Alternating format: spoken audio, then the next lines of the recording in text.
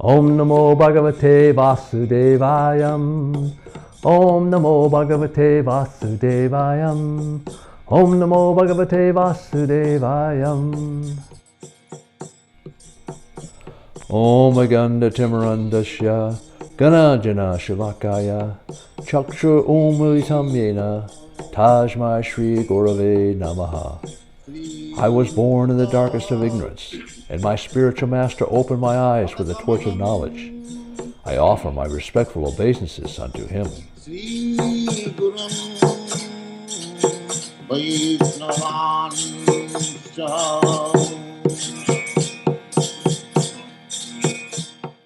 Hare Krishna. The following video series is a summary of the Srimad Bhagavatam. Srimad Bhagavatam was translated into English by His Divine Grace A.C. Bhaktivedanta Swami Prabhupada. Also included are His in-depth commentaries known as purports. These purports unpack the often complex and symbolic language of the text, making it understandable to a wider audience. The Srimad Bhagavatam, also known as the Bhagavata Purana, is considered the most important of sacred scriptures. Composed around 5,000 years ago, it is considered the ripened fruit of the tree of Vedic literature and the original commentary on the Vedanta-sutra. The author of Srimad Bhagavatam is Srila Vyasadeva. He is also the compiler of the Vedas, classified as a Purana, a vast genre of ancient stories and knowledge encompassing history, philosophy, and spiritual teachings. Srimad Bhagavatam includes stories of avatars, creation narratives, lives of saints and sages, philosophy discourses, and practical guidance for spiritual life. Divided into 12 cantos with over 18,000 verses covering 10 subject matters. 1. The elemental creation. 2. The secondary creation. 3. The planetary systems. 4. Protection by the Lord. 5. The creative impetus. 6. Manvatars. 7. The science of God. 8. The dissolution. 9. Liberation. And 10. The supreme shelter. In the Chaitanya Charitamrita, Madhya-lila, chapter 25, text 143 and 144, Lord Chaitanya, speaking to Prakrisananda Saraswati, tells him, translation, the meaning of the Vedanta-sutra is present in Srimad Bhagavatam. The full purport of the Mahabharata is also there. The commentary of the Bhagavad is also there and fully expanded with all Vedic knowledge. Srimad Bhagavatam is the Supreme Purana. It was compiled by the Supreme Personality of Godhead in His incarnation as Vyasadeva. There are 12 cantos, 335 chapters, and 18,000 verses. Canto 5, chapters 18 through 26. Chapter 18. The prayers offered to the Lord by the residents of Jambudvipa. In this chapter, Sukadeva Goswami describes the different varsas of Jambudvipa and the incarnation of the Supreme Lord worship in each. The predominating ruler of Varsa is Bhadravarsha. He and his many servants always worship the incarnation known as Lord Hayagriva. At the end of each kalpa, when the demon Ajnana steals the Vedic knowledge, Lord Hayagriva appears and preserves it. He then delivers it to Lord Brahma. In the land known as Harivarsa, the exalted devotee Prahlad Maharaj worships Lord Nrsimhadev. The appearance of Lord Nrsimhadev is described in the 7th canto of Srimad Bhagavatam. In the tract of land known as Ketumala Varsa, the Supreme Personality of Godhead, Lord Rishikesh appears in the form of Cupid. The goddess of fortune and the demigods living there engage in his service day and night. In the tract of land known as Ramyaka Varsa, Manu and all his inhabitants worship Matsyadev. Matsyadev, whose form is pure goodness, is the ruler and maintainer of the whole universe. And as such, he is the director of all the demigods, headed by King Indra. In Hiranmaya Varsa, Lord Vishnu has assumed the form of a tortoise, Kurmamurti, and is worshipped there by Aryama, along with all the other residents. In the tract of land known as Uttakura Varsa, Lord Srihari has assumed the form of a boar, and in that form he accepts the service from all the inhabitants living there. A verse from chapter 18 is text 12. Yashyati bhaktir bhagavatya kinchana Savira Gunastatra Samasate Sura Rava Bhaktasya Kuto Madad Guna Manorathena Sati Devadotpahi. Translation. All the demigods and their exalted qualities such as religion, knowledge, and renunciation become manifest in the body of one who has developed unalloyed devotion to the Supreme Personality of Godhead Vasudeva. On the other hand, a person devoid of devotional service and engaged in material activities has no good qualities, even if he is adept to the practice of mystic yoga or the honest behavior of maintaining his family and relatives. He must be driven by his own material speculations and must engage in the service of the Lord's external energy. How can there be any good qualities in such a man? Chapter 19, the description of the island of Jambudvipa. This chapter describes the glories of Barsa, and it also describes how Lord Ramchandra is being worshipped in the tract of land known as Kimpurusha Varsa.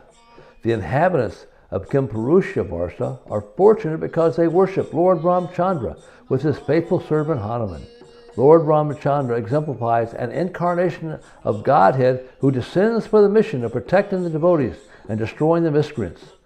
Lord Ramchandra exhibits the actual purpose of an incarnation of the Supreme Personality of Godhead, and the devotees take the opportunity to offer loving transcendental service to him.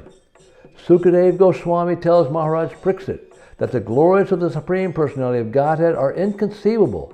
He has appeared in the form of Narayan in the land of Barsa, at the place known as Bhadarikshama, to favor his devotees by teaching them religion, knowledge, renunciation, spiritual power, sense control, and freedom from false ego. A verse from chapter 19 is text 27. Satyam dishyat arthito nirnam naivartato yat punar arthita yata svayam bithate bhajatam akinthanam ichapithanam nijapada palavam. Translation. The Supreme Personality of Godhead fulfills the material desires of a devotee who approaches him with such motives, but he does not bestow the benediction upon the devotee that will cause him to demand more benedictions again. However, the Lord willingly gives the devotee shelter at his lotus feet, even though such a person does not aspire for it, and that shelter satisfies all his desires. That is the Supreme Personality Godhead's special mercy. Chapter 20, studying the structure of the universe. In this chapter, there is a description of various islands in the universe and the oceans that surround them. The island of Palaksadweep is twice as broad as Jambudvipa, which is surrounded by an ocean of salt water. The second island is called Samalidweep. It is surrounded by an ocean of liquor and is 3,200,000 miles wide. The third island, which is surrounded by an ocean of clarified butter, is also divided into 7 regions called Kushadweep. The fourth island, Karanuchadweep, which is surrounded by an ocean of milk, is 12,800,000 miles wide. The fifth island, Sakadweep, which is 25,600,000 miles wide, is surrounded by an ocean of yogurt. The sixth island, Pushkardweep, which is twice as wide as the previous island, is surrounded by an ocean of clear water. Beyond Pushkardweep there are 2 islands, one always lit by the sunshine and the other always dark. A verse from chapter 20 is text 41. Alakam evam besam gata isa bhagavan atma yoga mayaya vir chati vividya loka yatra gopiyayata artha. Translation. The various forms of the Supreme Personality of Godhead, such as Narayan and Vishnu, are beautifully decorated with different weapons. The Lord exhibits those forms to maintain all the varied planets created by his personal potency, Yoga Maya. Chapter 21, the movements of the sun. This chapter informs us of the movements of the sun. The sun is not stationary. It is also moving like the other planets. The sun's movements determine the duration of night and day. When the sun travels north of the equator, it moves slowly during the day and very quickly at night, thus increasing the duration of the daytime and decreasing the duration of night. Similarly, when the sun travels south of the equator, the exact opposite is true. the duration of the day decreases and the duration of the night increases. The entire Kala Chakra, or Wheel of Time, is established on the wheel of the Sun God's chariot. This wheel is known as Samvatsara. 7 horses pull the chariot of the sun.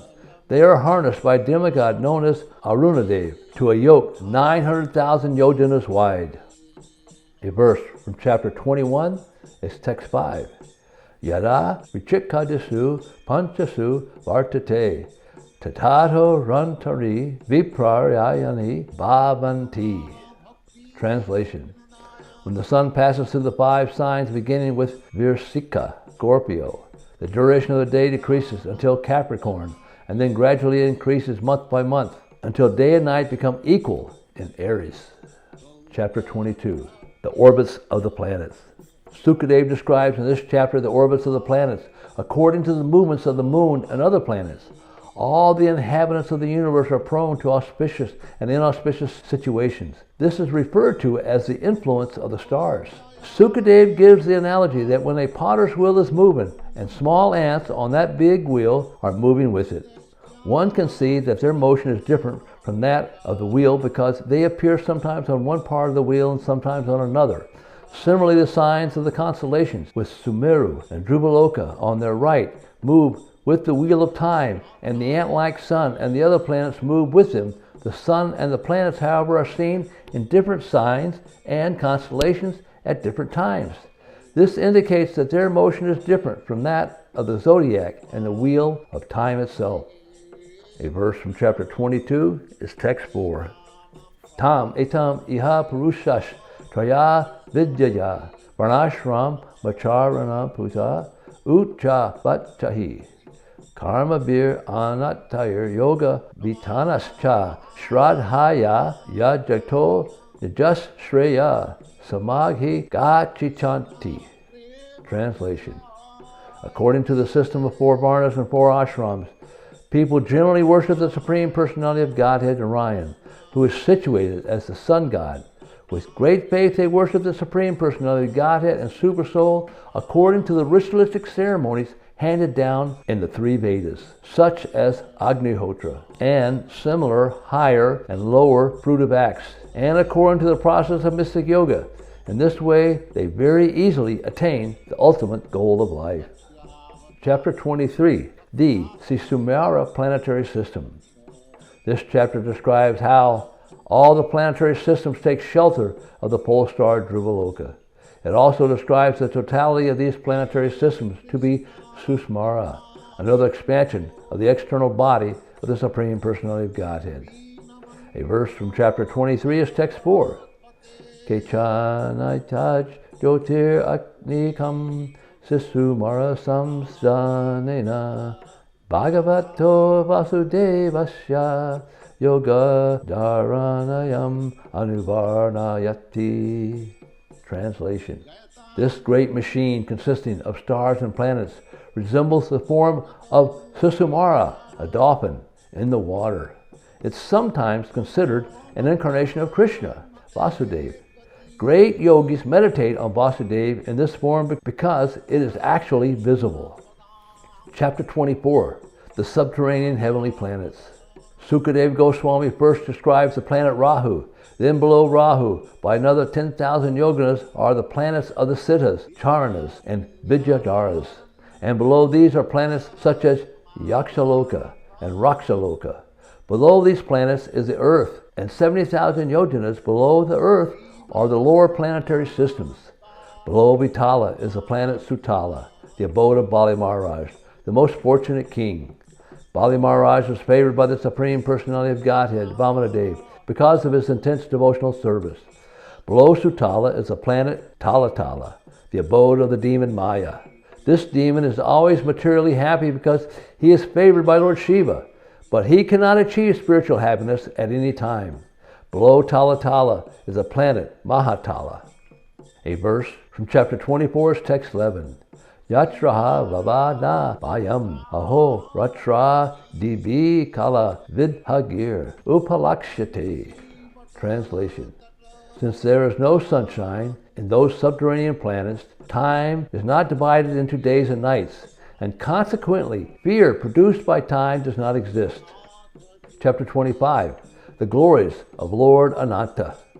Sukadeva Goswami describes the glories of Anantadev to Maharaj Pariksit.